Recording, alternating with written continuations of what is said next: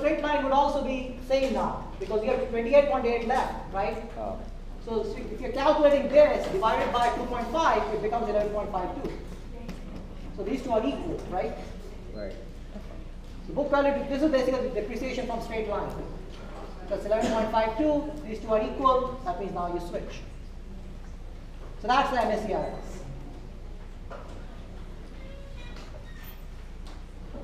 All right? Any doubts? And you could do about 7 years, you could do 10 years, whichever you want to calculate.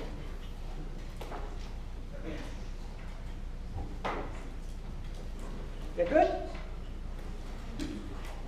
Okay, next question. Yeah, somebody else had a hand raised here.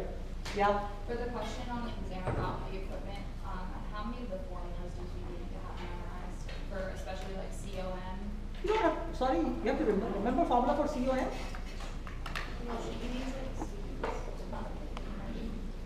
Like kind of like quiz 2. Like You do not have to memorize anything. okay. I still maintain there is no need for memorizing anything.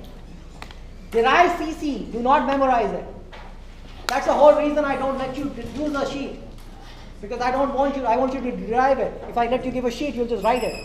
Don't memorize it. That will defeat the whole, I mean, that goes against how I teach this class. Yeah. I think she's asking about like bare module cost. No. There'll be no costing. I thought I made that clear a long time back. No costing. No costing. No memorization required in this class. In fact, memorization is strictly prohibited in this class. Okay, what about orders? Yes. Could you show how you would derive? Because I did. I wanted to see what you would do Okay, yeah. to derive the.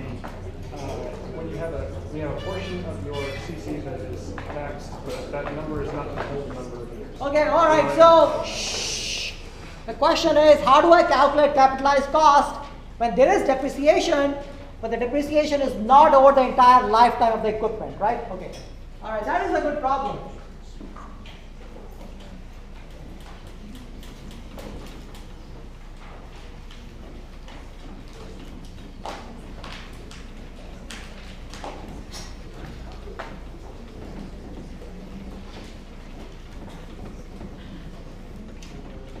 Okay, so let's again try to figure out what capitalized cost means. Capitalized cost you can think of as that amount of money that you deposit in a bank, so that takes care of buying the equipment in perpetuity and maintaining the equipment in perpetuity. Okay, so let's say this is the total capitalized cost. Part of that money is going to go in buying the equipment, right? So this is an important concept. So you don't understand the concept, right? So make sure you get it today. So capitalized cost is that money that you have to put in a bank so that you can buy the equipment for perpetuity and maintain it. Then a part of it, now in reality, this is the only amount you want to spend, right, in the beginning. But then you need to spend money year after year to maintain it. So we want to bring all that money. So in reality, you're going to spend YOC each year for N years, right? Because the equipment lifetime is N years. So we are going to bring that entire amount to the beginning. That means you're going to find out the principal value of the annuity, right? And the annuity value is YOC. So this amount will be YOC. You convert the annuity to a principal, which means 1 plus I to power n minus 1 divided by I times 1 plus I to power n. Right? So far so good? Alright, good. Now let's figure out how to handle taxation. Now taxation is a saving, right? And in this case, if the saving was for the entire, so if it was straight line for the entire N years, then it is very easy, because then you can just subtract from IOC the amount you save each year, and the amount you each year with tax rate times the depreciation. Does that make sense to everybody? That's the amount you save? You don't save the depreciation, you only save that times the tax rate, right? So if the depreciation was uniformly over the entire N, then you simply replace the YOC by YOC minus tax rate times P divided by N, right? That's good? That's clear? But let's say that that is not the case, which is frequently possible. because you want to depreciate as quickly as possible. So more than likely, the life of the equipment will be different than the years over you depreciate. So let's say the depreciation was over first 4 years, or let's say ND, where ND is the number of years over which you depreciate. So the saving each year is still tax rate times the cost of the equipment divided by ND, right? This is the saving. Now this is the saving for how many years? 4 years. ND, right? So all you have to do is, it's again an annuity, you bring that annuity to the beginning, right? And so this becomes, there's another annuity, and that annuity now will not be a deduction, it will be an increase, right? Because there's a saving, and that saving will be TP over ND, right? 1 plus I to power ND minus 1 divided by I times 1 plus I power ND.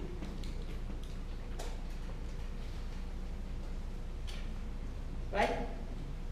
Yeah. That's only for like straight line depreciation? That's only for straight line. Anything more you have to do turn by turn. Right? Yeah. Alright, so therefore now you can figure out the formula for capitalized cost. The formula is CC minus P minus YOC times 1 plus I to power n minus 1 divided by I 1 plus I to power n plus PP or ND 1 plus I to power ND minus 1 or 1 plus I power ND times I. Right, so this is that amount. The book calls it residual, right? So this is the amount basically you have left in the bank. Right? Now of course this remaining amount will grow. Right? And after n number of years, you want it to be back at CC. So the cycle can repeat.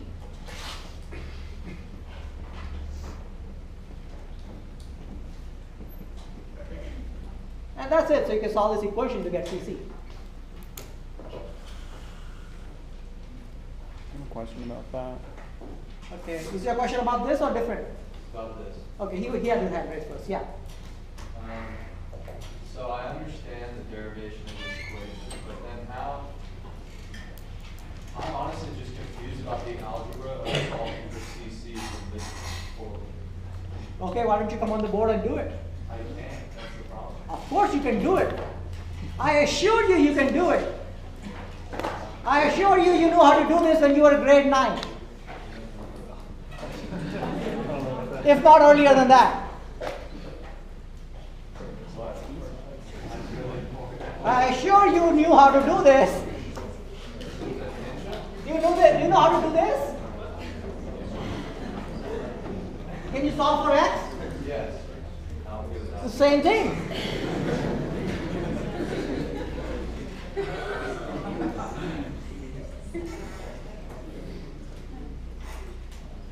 So is it just like? You just multiply, take the CC terms on the other side, everything is on the other side, you divide. Oh, I got it. Got it? I was right, you knew how to do this in grade 9, right? Okay, 10. Yeah, see, there he goes. He knew how to do it in 8. Okay, now there's a question in the front and I'll come to you, yeah. Okay, so on that cash flow diagram, so at t equals 0, like at the intersection of the two axes, up until the first tick mark, what does that money represent that we haven't labeled? This money, Yeah. this is the residual without counting the depreciation. Is it the depreciation is the So this is the OP over ND? depreciation amount, so this adds up. That's the real residual. This amount is whatever is left in the bank without counting depreciation. So it really has no meaning. The important term is this. Okay. No, there is no salvage in this. Salvage is zero. If we had salvage, that would be salvage. If you had salvage, this would be salvage? No. If you had salvage, then what would you do? You would bring the salvage back here as well. So there would be another term added. Which will salvage. So yeah, it's a good question. What if there was salvage? It will also change the depreciation. So you'll have to change P minus salvage. Right? But then there will be another additional term which will be S divided by to the power n. Yeah. Another question, why is P, so is P the amount of money that the device in operation makes you, or is that? No, you have to buy it, so you have to pay. The device is not making you any money. It is leading to a value, but that value is already taken care of in the overall analysis of the plant. So that doesn't have to be factored into the economics of this particular equipment. Yeah. Why is there an extra term there, plus S over 1 plus I to the n? If there is salvage, Yeah, right, but why did you add that? because you're getting money back at the end of 8 years when you throw it away. Okay. So that money has to be brought back to the front. Signaling, yeah. Yes. I just wanted to make one thing clear too about it, because the way I was thinking about it is that like, you can set it up like this because that just counts for your depreciation over the course of time, but all the other times, all of your taxes and things are all included in your yearly operating costs. So it's not like all your returns are counted for. Yeah, so all the products you're making and everything, you don't have to worry about it here. Yeah. So ND, how does that differ from N? ND is the number of ND is the number of years over which your depreciation occurs, and is the total lifespan of the equipment. Yeah. So I'm just a little confused about the taxation part. So why aren't we subtracting depreciation from the price of whatever equipment? Because depreciation is a saving each year. We are accounting. This is all accounting.